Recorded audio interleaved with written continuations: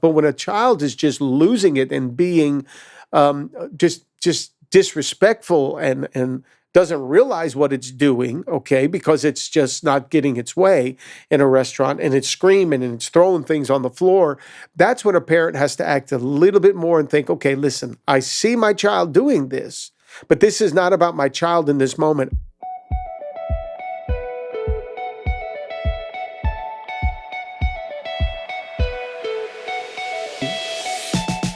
Hello and welcome to another episode of The Family Business with the Alessis. I'm Steve Alessi. I'm here with my wife, Mary Alessi. Good morning, everybody. Yes, and we're talking family because family is everybody's business. And in our line of work, we do a lot of talking on Sundays.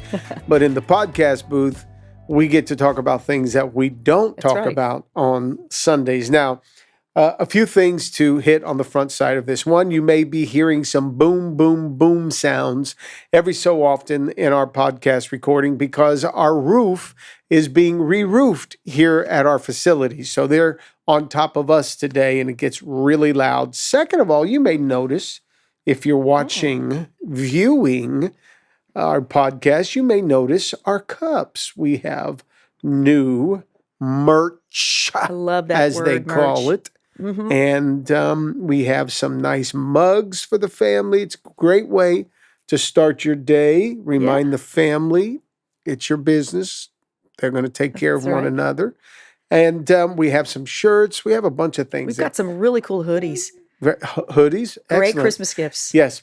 And the weather hopefully will change a little bit in South Florida. So you definitely want to get your coffee or hot cocoa mug. I love it. And your hoodie and some of the other merch. And you can find all that on our website for our podcasts. But today, Mary, since it is business, or the family business anyhow, we're going to talk about something that the family got around. And when they were talking about topics, they felt like this would be a good one to discuss. Yeah. And so let's talk about, you ready? I don't know if I'm ready. Manners. Manners. Teaching your family to have manners, and in particular your kids to have manners. Now, I'm not sure if there's a Spanish word for manners. Sure there is. Our South Florida community, when you get them on the road, there's no such thing as manners. If you're at a restaurant, there's no such thing as manners. If you're shopping, forget it. You better fight for your place in line because there's no such thing. That's true. As manners. No, it's intense. Just kidding. Just kidding. So let's talk about manners because it seems to be a lost art that we no longer see people being kind and just demonstrating manners. So what are manners? Kindness, discipline, the way you talk in a group, and depending upon the age you are. Right. So there's different ways that you should be behaving based on age appropriateness. Okay. So, what is the proper way for a 2-year-old to behave or a 5-year-old to behave or then a 10-year-old, 12-year-old? Sometimes you have adults, as you said, that still have terrible manners. Yeah. And it ranges from bringing attention to yourself, the way you eat, the way you respond to things, talking too loudly, licking your fingers after you eat. But we can talk about that later. Here's the definition. Pull out the phone. Here it is. Okay. The definition of manners is social conduct. There it is. How to act when you're out amongst others. A socially acceptable way of behaving. Yeah.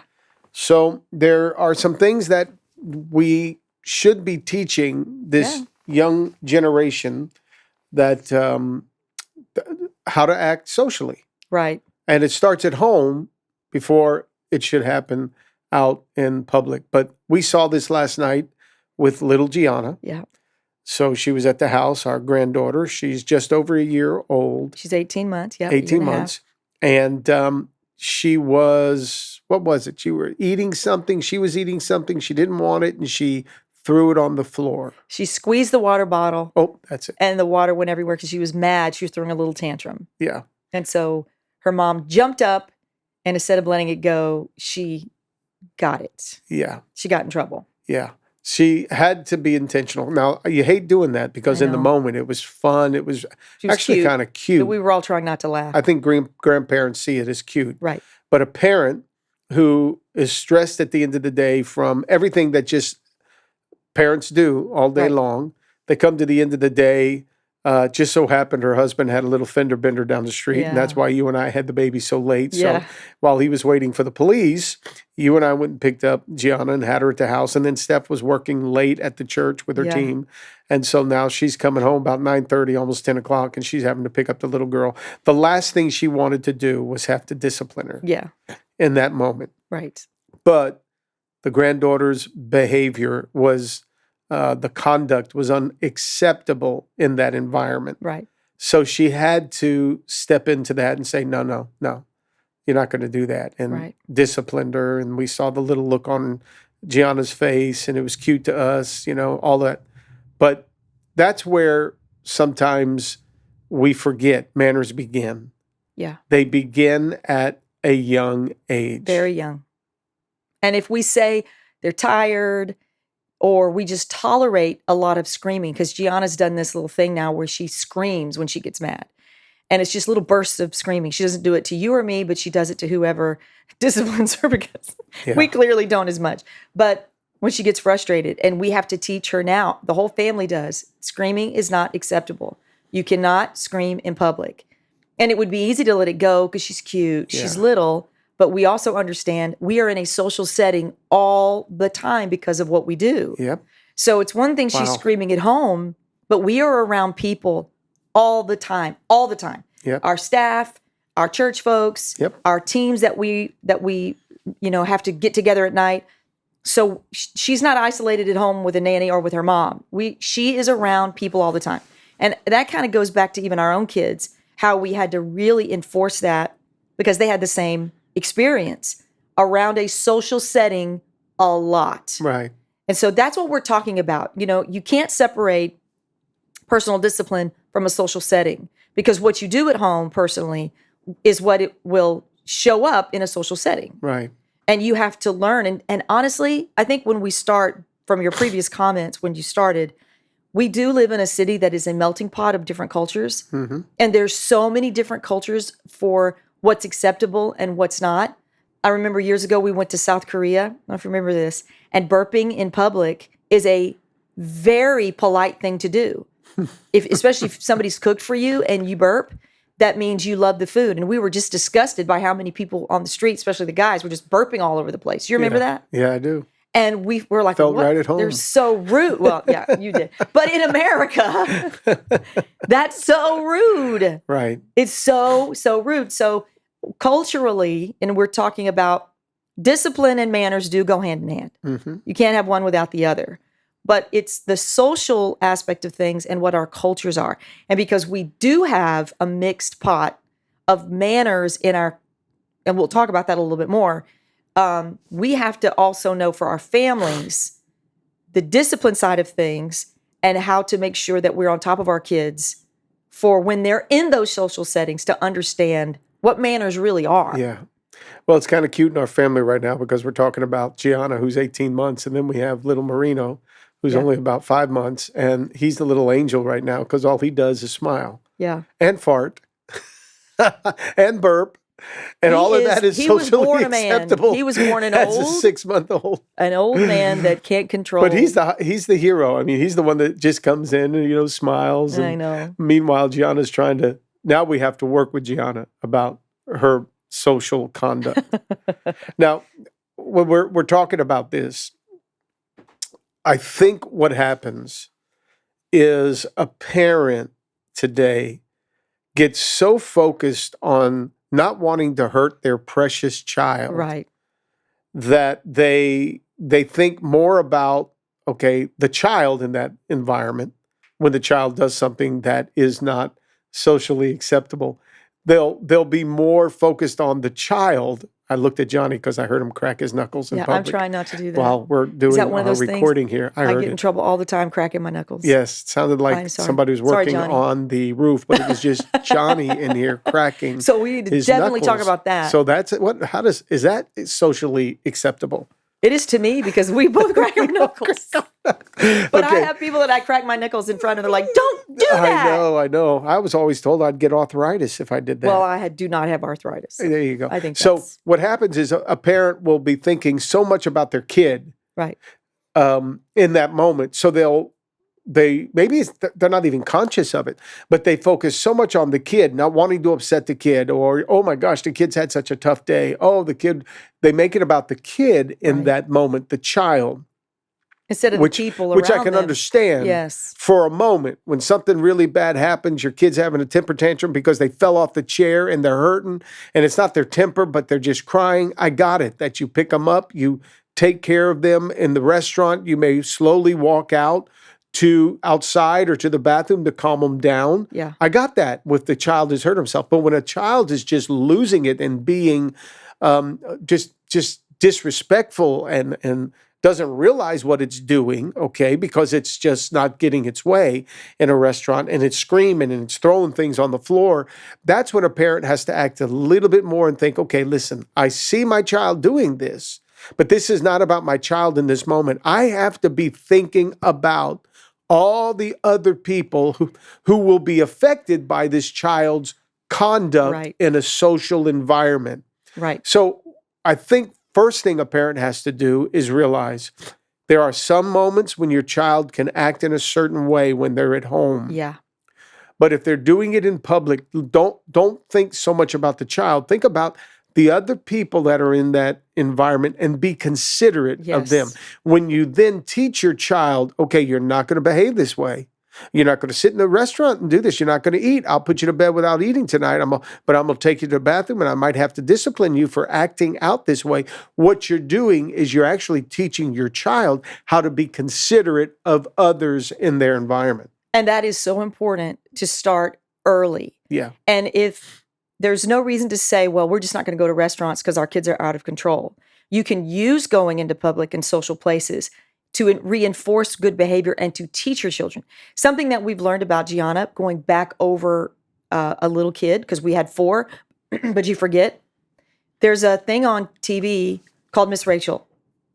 And it's an incredible resource for learning, to speak properly, and just elementarily, that's a word, elemental learning, right?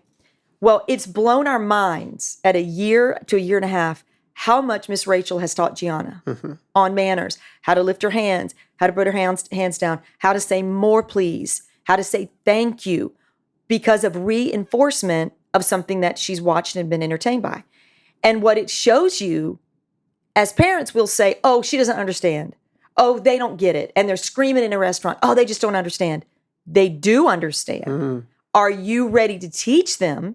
And the hard part is every parent wants to. Yes, teach me. How do I keep my kid from screaming in public? Well, what you do is you have to suffer a little bit. Yeah. The rest of the people don't, but you do.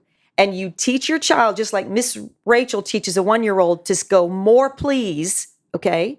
By reinforcing it over and over and over again, you step out of the restaurant with your child and you let the baby know, you let the little child know, in that space, there is no screaming. Do you want to go back in and sit down?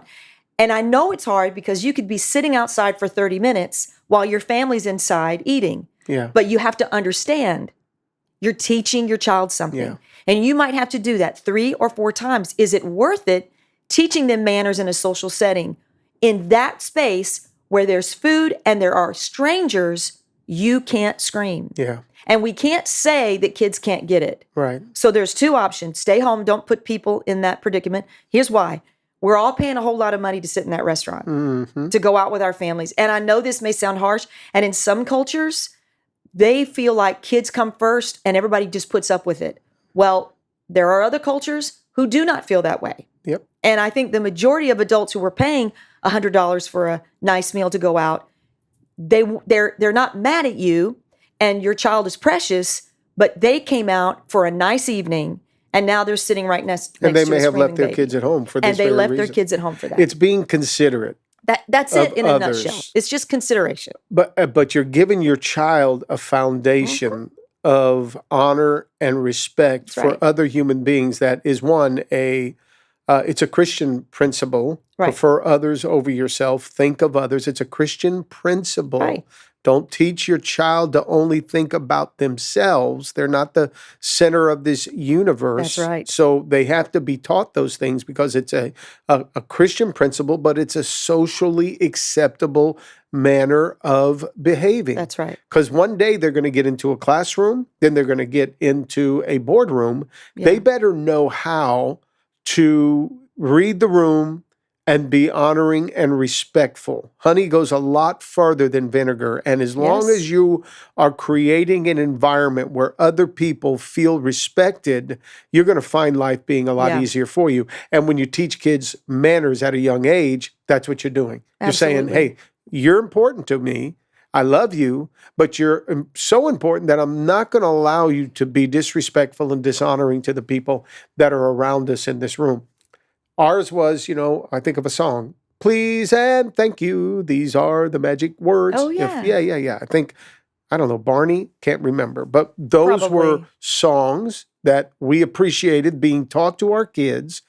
It was teaching them manners. Yes. It was teaching Yes. them how to behave.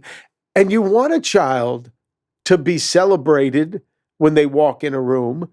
But if your child is a terror, Yeah. and is not respectful of others when they walk into that room, people are not going to celebrate. They're going to tolerate your child. And that's not what you want for your kid. No, and you're giving yourself a head start by starting when they're small. Yeah. And not letting a child, a tantrum, meltdown in a public place mess your day up. Mm-hmm. And if you'll approach it from the perspective of this is an opportunity for them to learn, and my kid is smart and they can learn. Mm-hmm. Now it's just going to put me out because I'm making it way difficult, but that's how you teach patience. That's how you teach just being mindful of other people. We are not going to scream in this public setting. You scream, we're stepping out. Yeah. Okay, you screamed. When we were at a restaurant the other day, we were outside. It was at the mall, and there's two restaurants side by side, and you and I were sitting outside, and there was a couple with a set of twins, and they were probably about Gianna's age, maybe 2. And I wanted so much to go help that little mother. Maybe I could have, but the father had the quiet twin and was walking around because the twin that was melting down was sitting at the table just screaming, and you could see the mom was at her wit's end.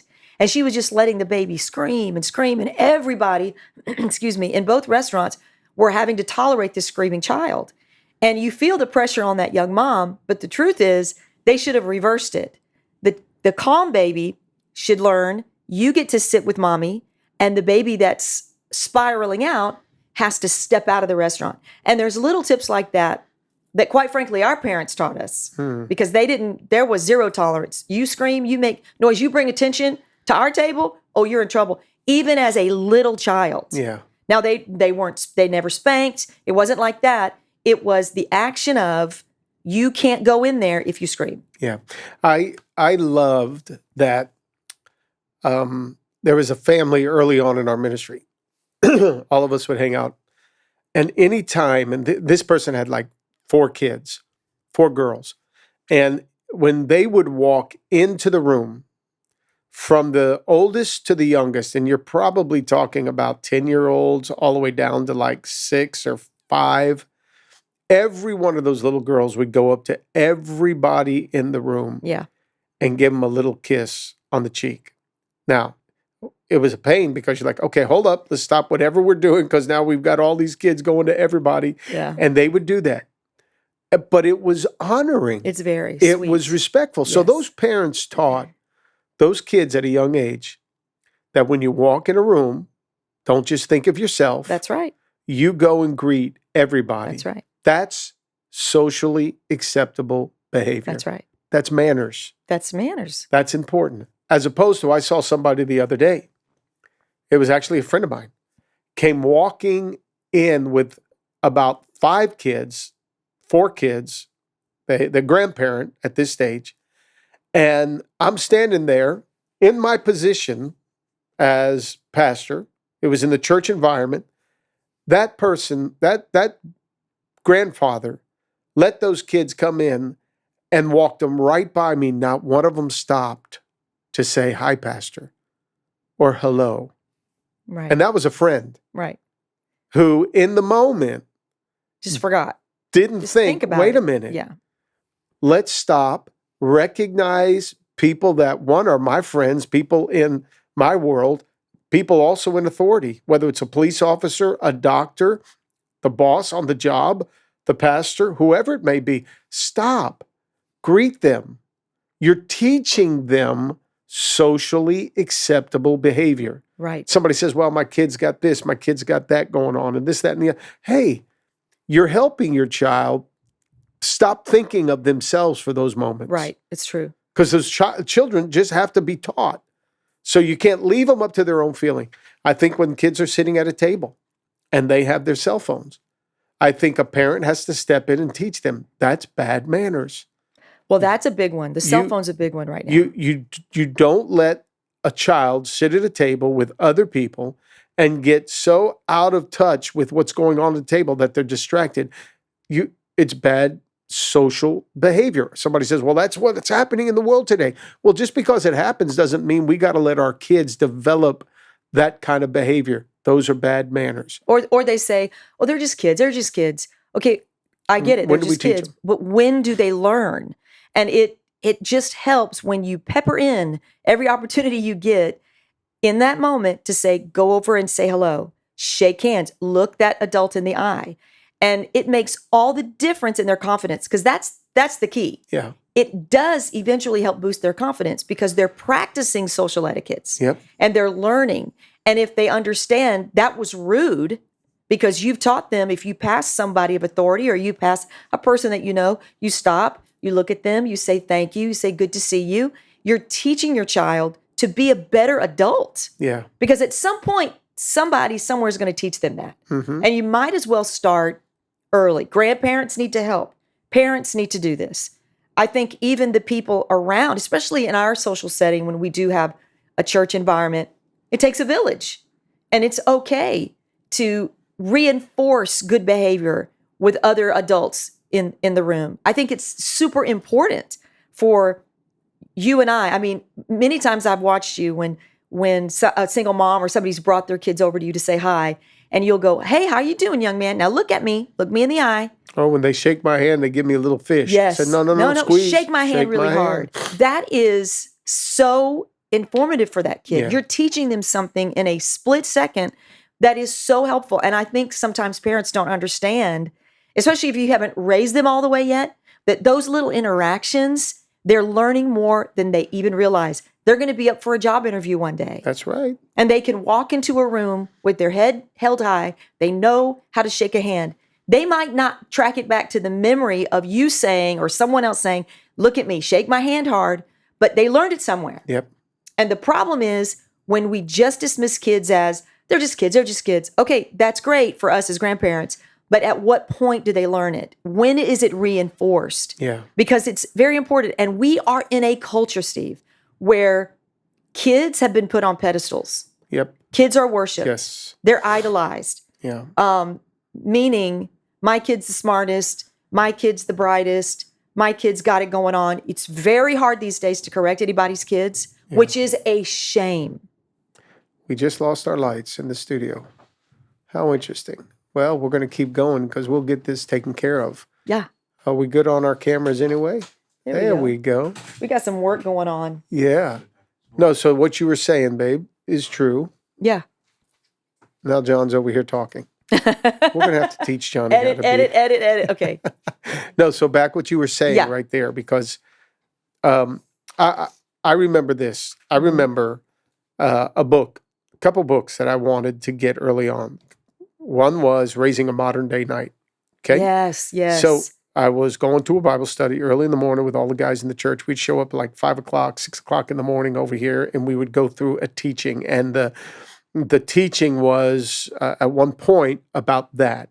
How do we intentionalize looking at our kids and saying, all right, I am raising a warrior for the future. I'm raising a young man right now as a kid that is going to be a strong man as he get older. There was a certain intentionality about it. I remember about Raising a Gentleman, reading a book about that because I was so concerned, or not concerned, I just wanted to be ahead. with Christopher because I realized he was mine to raise as a boy. Right. And he's going to be a man one day. There was a pride that I had about that, a good pride, to where it sent me to reading and trying to learn. And even though I'm not a reader per se, Right. I wanted to get those things right. Just like over the years, I wanted to make sure you and I were right. So that I would read about how to make you happy. I would read about how to make sure you're fulfilled, and whether it was intimacy or whether it was making sure you're being celebrated as the woman that you were. I always tried to read those things because I wanted to make sure I was doing my part. So I would say to a parent, this may be something that you're not always thinking about, maybe not be top of mind for you right now, but you got to look at those kids and realize manners, maybe you weren't raised with them, but it's up to you to instill them into them. That's right. You've got to raise those kids, young adults, you've got to teach them manners. It's repetitive. You don't do it one time, a one and done kind of a thing. You've told them, no, it's something that you have to constantly reinforce. That's right. When we walk into the room with our grandparents, when we go visit our grandparents, our parents, Mary, and our kids are with them, it's their grandparents, we let them know before we get out of the car. All right, remember for the period of time there, we don't have to do it now because they've learned it. But for a period of time, we had to let them know. Go say hi to Papa. Yeah. Go give Grandmommy a hug. Go make sure Grandma Faith, go hug her, Right. say hi. And she's not even a hugger. Right. But we made sure our kids did. Didn't we matter. had to. But we taught them the manners we wanted we had to to make sure it was constantly That's right. reinforced. Exactly. And so for parents today, they just can't be thinking, oh, I said it once, they'll get it. No, you have to reinforce it. You have to repeat it. If you find that they're not doing it, pull them aside. Teach them. If you want to use your phone for anything, text them when they're in a room and they're not doing their part. They're not being real mannerly. Text them and say, no, get off your phone. Look over here, pay attention, contribute to the conversation, say thank you, go up. If you got a gift at Christmas from your grandmother or grandfather or from anybody, make sure you're saying thank you. Right. So you're instilling that. So yes, you state it, but then you constantly go back and rehearse it over and over again to make sure it's being instilled into your kids. And you will be so glad when they are in their 20s and they are respectful young adults. Yeah. And they won't just become that. That has to be taught. Going back to social media and also the phones, okay? So you have babies and toddlers, and we talked about screaming and acting out, throwing tantrums.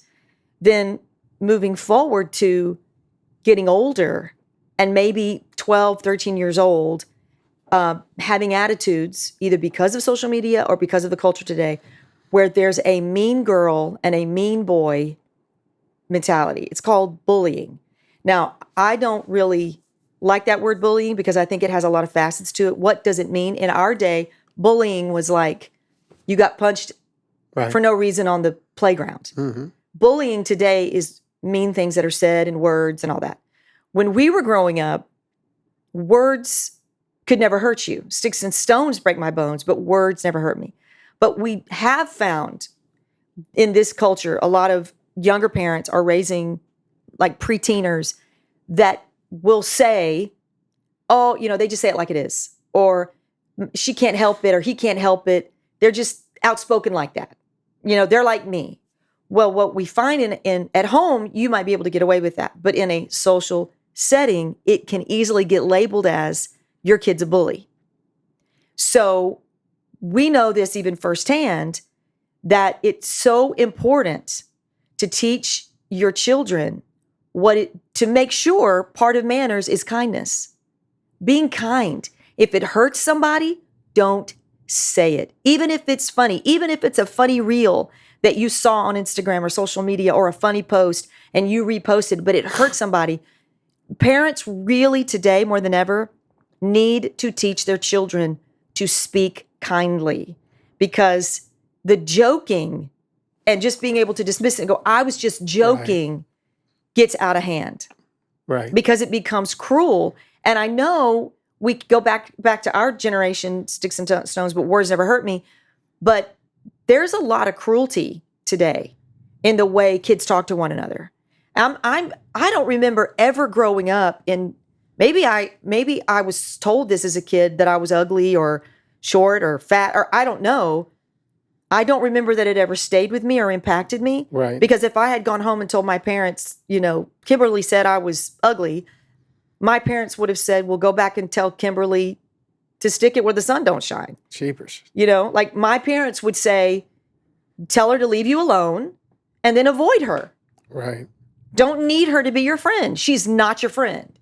So I don't know that every parent is giving that advice as much anymore. We are quick to defend our kids from words that are spoken versus get back in there, stick up for yourself. Right.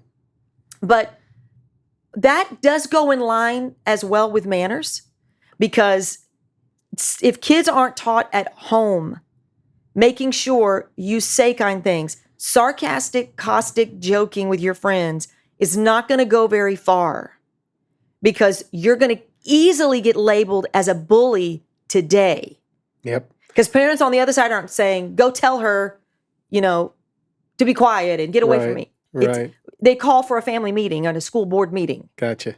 Well, I'm going to have AP Allen put this little article here in our program notes. It's from Very Well Family, and it says key manners to teach your child. Okay. Somebody says, well, what am I teaching them?